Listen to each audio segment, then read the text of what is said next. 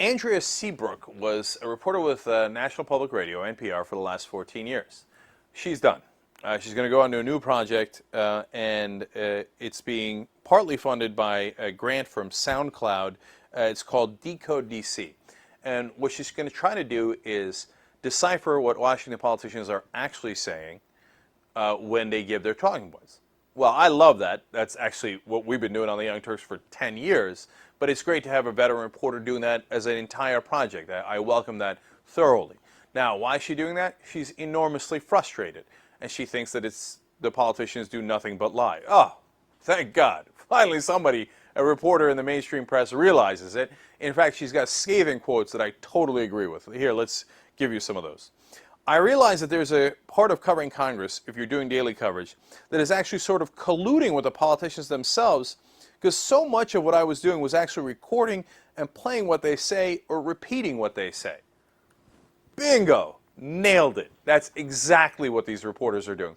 And she explains, look, it's partly because they're so busy. They don't have time to do investigative pieces, that you get sent out for a daily piece, and then everybody's accusing you of bias in every direction. So what do? The easy route is, Democrats said this, Republicans said that, I don't get in trouble, I make deadline, I move on with my life. Now, did you actually do any reporting? No. All you did was regurgitate nonsense lies. In fact, she talks about that next. She says, and I feel like the real story of Congress right now is very much removed from any of that, from the sort of theater of the policy debate in Congress, and has become such a complete theater that none of it is real. I feel like I am, as a reporter in the Capitol, lied to every day, all day. There's so little genuine discussion going on with the reporters. To me, as a reporter, everything is spin. The only thing I have to add to that is that is 1,000,000% correct, and I love that someone else has recognized that. And she's been doing this for 14 years.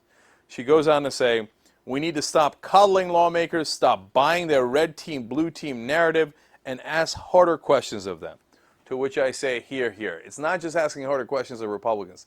You definitely need to ask harder questions of Democrats. They have nonsense talking points too. And they do their spin as well.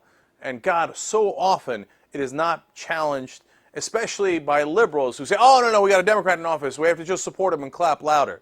No. If he's doing things that violate, the campaign promises, that are not true to reality, of course as a reporter you should call them out, let alone liberal activists should be calling them out for issues that they have violated policy positions on. But the entire state of Washington is go along to get along. For reporters, it should be unacceptable. Unfortunately, it's become a way of life for them. Final quote from her makes me love her even more. Quote, there's a lot of great work being done here. I think the problem is Congress itself. And we're all in the same position, scrambling to figure out how the hell to cover these assholes. All right, well, now she's talking my language. You see, the problem with the rest of the press is they don't think that those guys are assholes. They don't think that they're liars. They don't think that they're trying to manipulate the system on behalf of themselves and their donors. They think, oh, great. This esteemed politician, this honorable man is telling me a talking point. I should write it down and put it in the paper. That's what's wrong with the system, and I love that she's calling that out.